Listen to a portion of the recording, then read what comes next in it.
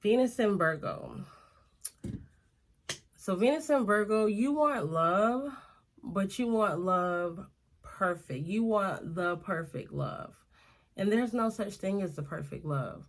So Venus and Virgo, you're setting yourself up for failure when you say, or when you mentally think that you're gonna find the perfect person. You think that you're gonna get the model that you see on television. You think that you're gonna get the guy who makes the most money and has the best body and is 1% of the high value men and all that. Like, Venus and Virgo, you need to be more realistic with yourself. You also need to look in the mirror and realize what it is that you are, so that you can know what you deserve, because you only deserve what you are. You don't deserve more, you don't deserve less. You deserve exactly what you are, and you are not perfect. So you need to come to the realization that you're not perfect. You're not going to attract a perfect person, but what you are going to attract is the person that you are. So when you look in the mirror, who do you see? What kind of energy do you give off to other people? Are you a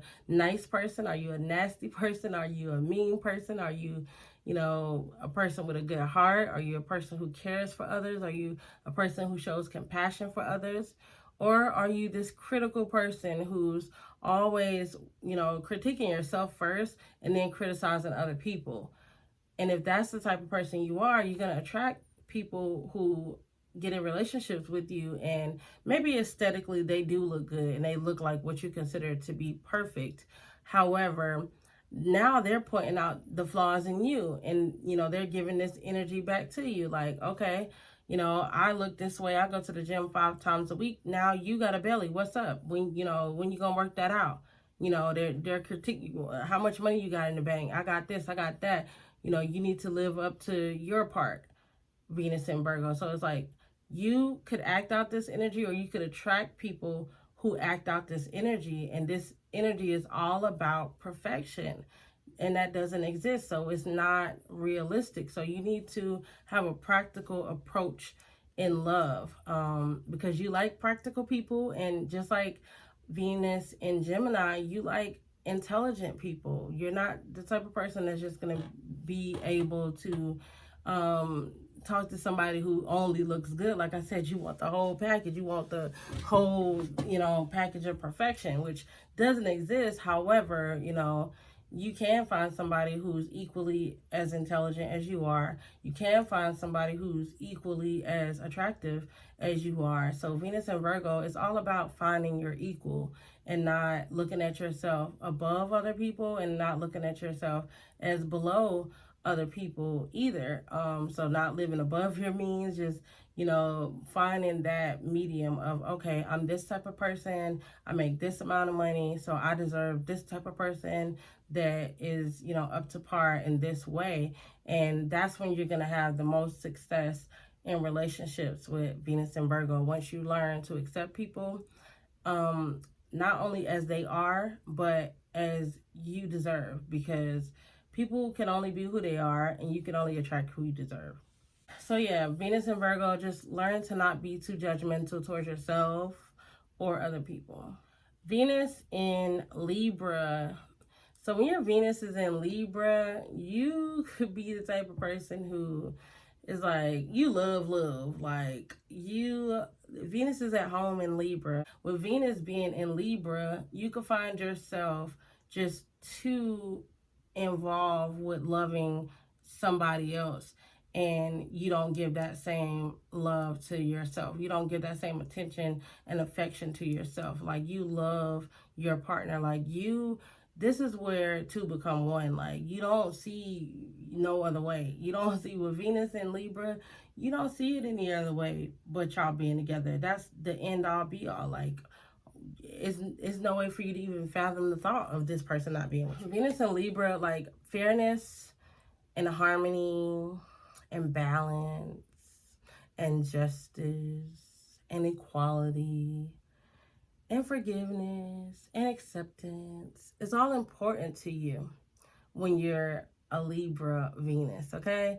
Venus in Libra, you care so much about your partner. Like, your partner is one of the most important aspects of your life. Like, your relationship is one of the most important aspects of your life. Like, you couldn't see yourself without being in a relationship with your partner. With Venus and Libra, just learn not to give too much of yourself to other people. Learn not to give all your love away in your relationship. Make sure you're getting it back from whoever you're in a relationship with, and make sure you're giving it back to yourself as well.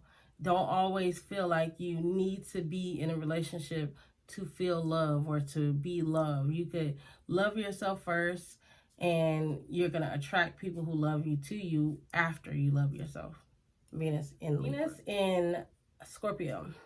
So Venus in Scorpio, this is intense. This is the most powerful, intense type of passionate love there is, okay? Venus in Scorpio. You want a love that changes your life, basically. You want a love that transforms you. Your relationships transform you, basically. Scorpio, you might have been obsessed with a partner, or you might have had a partner who was obsessed with you.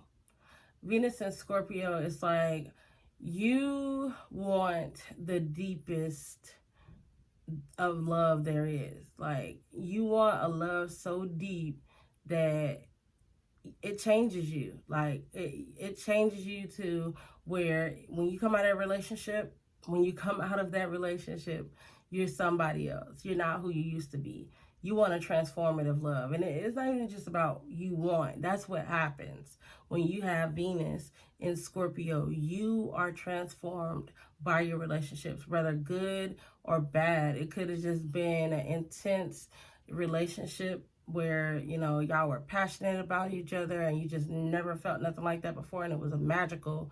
Or it could have been a crisis situation where, it was the worst thing that ever happened to you, but it changed you for the better, and it didn't kill you, and you're able to move on, you're able to move forward. It could have been, an obsessive type of love with Venus in Scorpio. It could have been, a tragedy with Venus and Scorpio. You could have lost a loved one with Venus and Scorpio, depending on, the house placement, especially if it's in like the 8th house.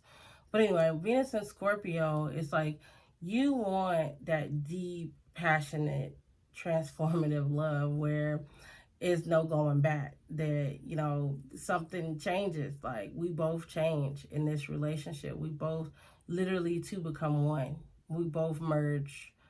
Our souls merge.